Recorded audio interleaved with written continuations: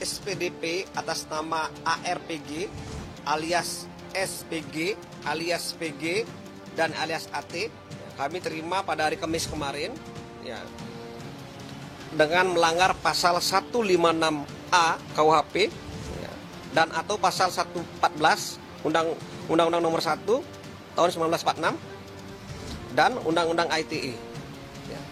Jadi ada 3 pelanggaran yang undang-undang yang dipakai untuk menjerat yang bersangkutan.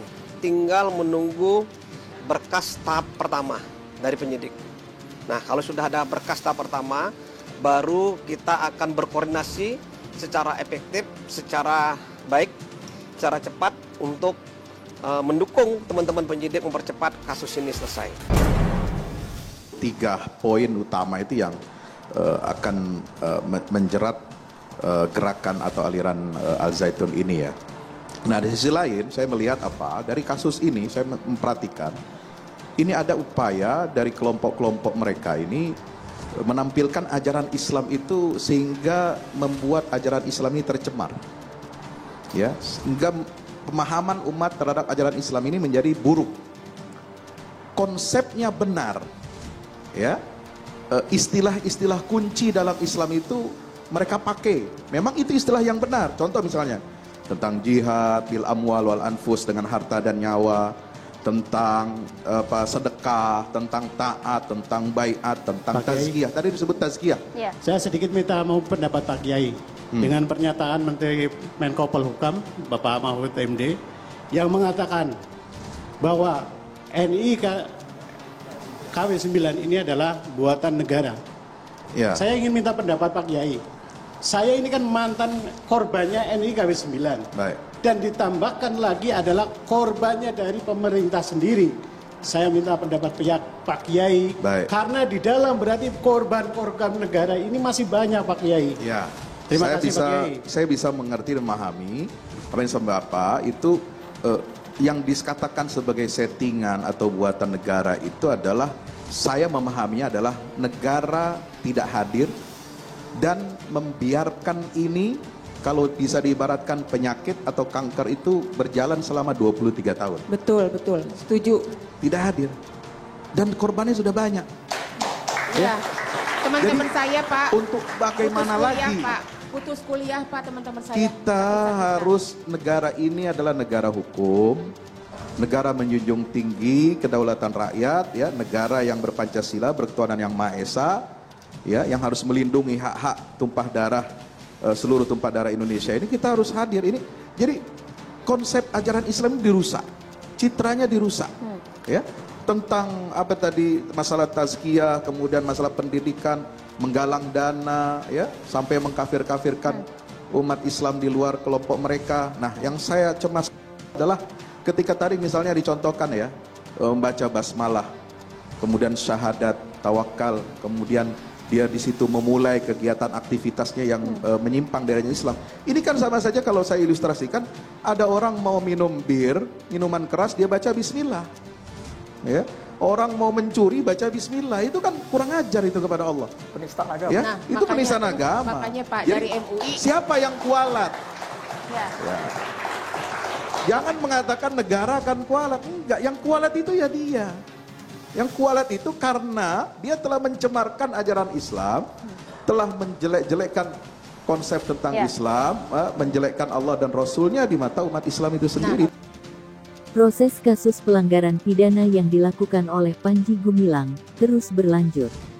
Jaksa Agung Muda Bidang Tindak Pidana Umum atau Jampidum Kejagung telah menerima surat pemberitahuan dimulainya penyidikan atau SPDP atas nama pimpinan Pondok Pesantren Al Zaitun, Abdussalam Rashidi Panji Gumilang alias ARPG.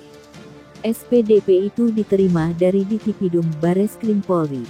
Adapun SPDP ini terkait dugaan tindak pidana penodaan atau penistaan agama yang dianut di Indonesia dan atau menyiarkan berita bohong yang menimbulkan keonaran dan atau dengan sengaja dan tanpa hak menyebarkan informasi yang ditujukan untuk menimbulkan rasa kebencian atau permusuhan individu dan atau kelompok masyarakat tertentu berdasarkan atas suku, agama, ras, dan antar golongan atau SARA. Hal ini sebagaimana dimaksud dalam pasal 156 AKUHP dan atau pasal 14 ayat 1 UU Nomor 1 Tahun 1946 tentang peraturan hukum pidana dan atau pasal 45A ayat 2 junto pasal 28 ayat 2 UU Nomor 19 Tahun 2016 tentang perubahan atas UU Nomor 11 Tahun 2008 tentang informasi dan transaksi elektronik. Kejagung mengungkapkan bahwa Panji Gumilang diduga melanggar 3 pasal. Di samping itu, masyarakat juga dikejutkan dengan pernyataan Mahfud MD. Alumni Al Zaitun mengungkap, jika benar NII-KW 9 adalah buatan pemerintah, maka pemerintah telah membiarkan ratusan ribu rakyat Indonesia dirusak otaknya karena terkena doktrin-doktrin sesat Panji Gumilang. Saya harus menyakiti Anda semuanya karena kejujuran saya, karena saya nggak rela berbohong demi Anda bahagia. Ma'had Al Zaitun, saya analogikan begini ya, ada kelompok orang yang kerjaannya adalah mengedarkan obat terlarang. Oke? Udah dikonfirmasi oleh Pak Mahfud bahwa ini adalah bentukan negara. Oke? Jadi oleh negara orang-orang ini atau kelompok ini dibikinkan apotik oleh pemerintah. Yang di dalam apotik itu menjual obat yang sesuai dengan izin BP POM. Sesuai, yang legal semuanya. Obat-obat itu yang dikonsumsi oleh kami para santri Al Zaitun. Gitu. Dimana kalau realnya itu adalah dibuat sebuah lembaga pendidikan pesantren di mana kurikulumnya semuanya kegiatan di dalam Al Zaitun adalah sesuai dengan rekomendasi Kemenak. Tapi di situ juga apotik ini tempat bersembunyi bandar atau pentolan-pentolannya pengedar obat terlarang tadi. Yang dijual di masyarakat di dalam Al Zaitun. Oke? Korbannya adalah masyarakat, bukan santri Al Zaitun. Santri Al Zaitun minum obat yang legal. Gitu. Yang kemudian, mohon maaf, bapak-bapak, ibu-ibu, yang orang-orang ini adalah pengedar-pengedarnya. Atau mereka yang minum-minum obat terlarang tadi. Obat itu...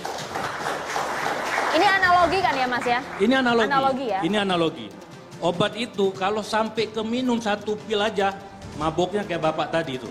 Bisa mencuri, merampok, dibentuk sama negara loh, dibentuk sama negara loh. Dan itu sampai hari ini masih ada kegiatan itu. Siapa korbannya hari ini kita lihat? Kami santri kena stigma oleh masyarakat, diolok-olok di media sosial. Santri Al Zaitun tinggal bayar 2 juta udah boleh zina. Di masyarakat kami dipandang begitu, kami malu. Siapa lagi korbannya? Rakyat Indonesia seperti bapak-bapak ini, ibu ini. Bukan 1-3 orang ini, bukan. Ratusan ribu orang. Ratusan ribu orang. Betul. Kita ada bencana alam ya.